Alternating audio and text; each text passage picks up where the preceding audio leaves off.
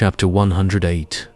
Many marine and pirates were currently in the upper yard, kneeling with their hands shackled by sea stone. Among the many captives, a certain pink-haired marine officer was also shackled. It was Hina. Hina kept looking around, trying to find a way out. In the war, many marines had died. Most of the vice admirals were killed. Things changed after Raki had arrived on the battlefield. She was an army of her own. Amidst the shock, Hina was defeated and captured by Robin. She was also knocked out, so she didn't witness the explosion and only heard about it. Hina needs to think a way out.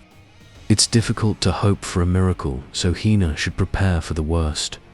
Even though Hina was thinking tough, she knew getting out of this would be impossible. Hina heard that man, Lucifer, arrived here. Hina was on a different corner, so she didn't see Amon arrive with her own eyes. This makes things clear, the fact that Warlord Lucifer himself is the king of Skypiean. Hina had this suspicion for a while now. She also saw the two world nobles being taken inside a room with two muscular pirate hostages forced to follow them. Hina didn't want to imagine what was happening to the two nobles. Hina bit her lips. If only I was a bit stronger. If only I had stronger hockey. Suddenly, Hina saw the shadow of a person falling over her. "Miss Hina, raise your head." It was the voice of Robin.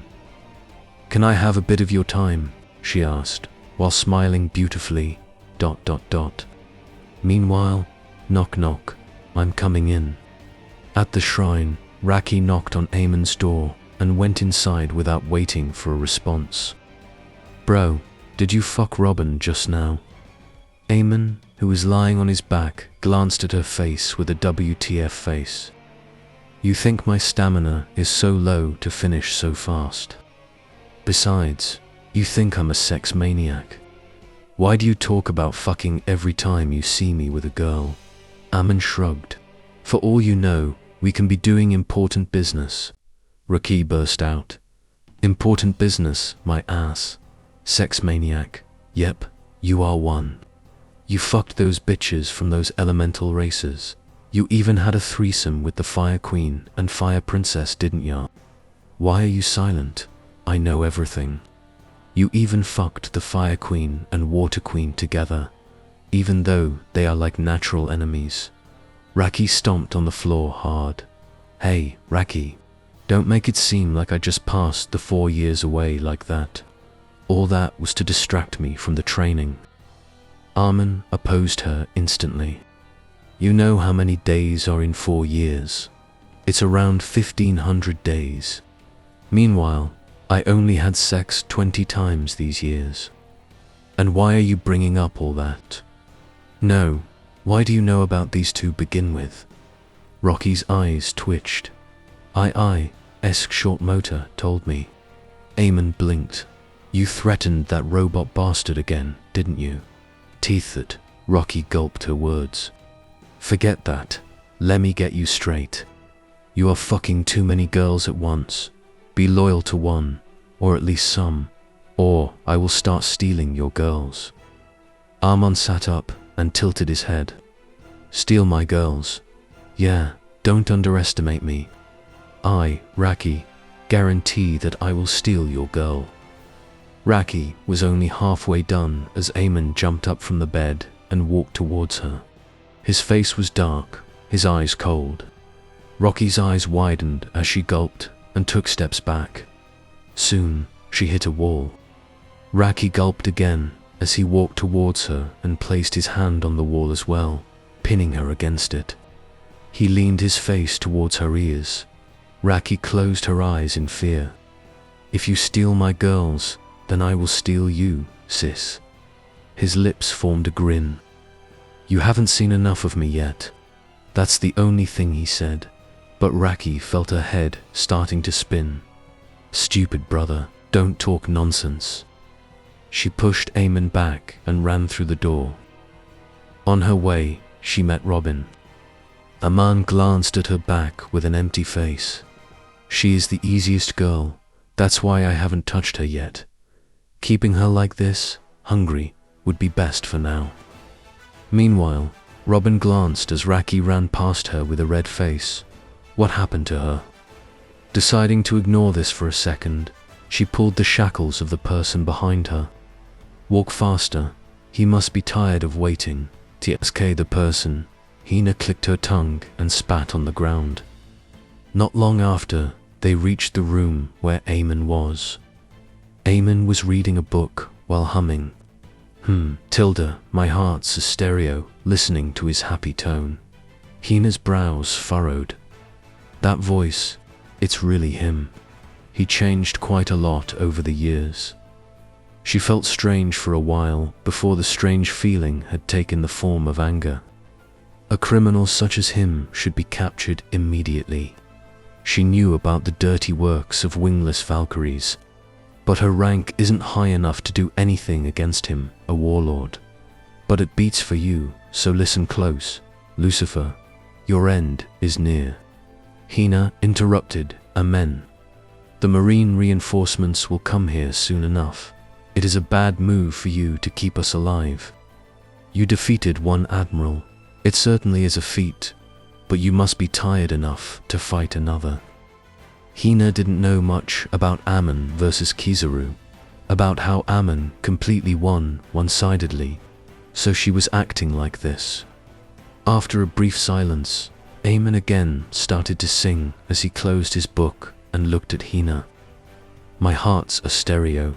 It beats for you, so listen close. Amon started to hum lightly as Hina kept frowning. It's been a long time, Hina-chan. A man missed you a lot. My heart's a stereo. It beats for you, so listen close. Hina felt her heart clutch itself for a second. It was like meeting your first love after a long time, yet he treats you the same he used to. Hina bit her lips while Amon kept singing. Holding grudge against love is an ancient artifact. Meanwhile, in a corner of the building, Rocky was standing against the wall, her breathing fast and a smile on her face. Then, should I steal one of his girls? Her eyes shined, but she soon covered her face. So embarrassing, though soon she recalled something particular from 4 years ago. Sister, can we talk about Big Brother a little? That day, Aisa called her and talked about. Amon talked a lot about him. Raki even slapped Aisa, saying she talked too much.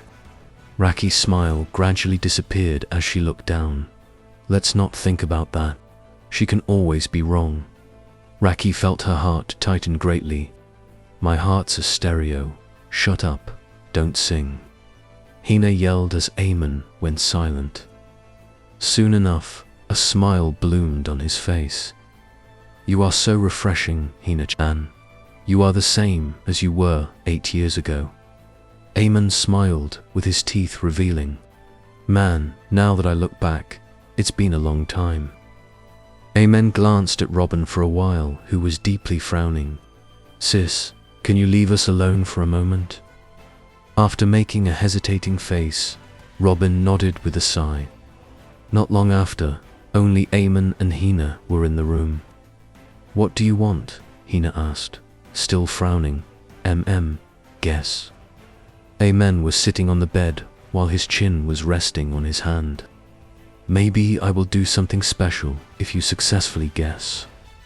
A few seconds passed as Hina opened her lips. You want to take Hina's chastity? Amon chuckled, hearing her. Although I'd love to, I'm sure you won't allow it. Surprisingly, I'm not into rape. ... double quotes. Hina was silent, hearing him. She thought of some other possibilities.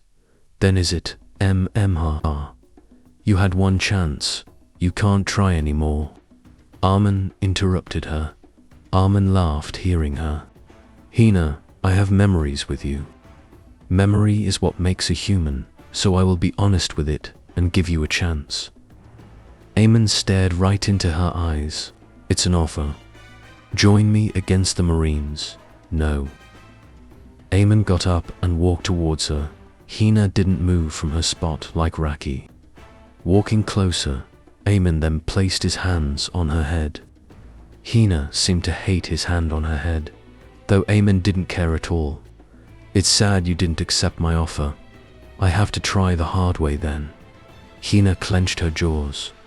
Try what? Amon didn't answer. He rather closed his eyes. Thunder eyes. He inserted electricity in her brain, connecting to her nerves. Hina's eyes grew up. She felt her body lose control to an otherworldly force. Meanwhile, Amon was inside her mind, one step away from reading her memories.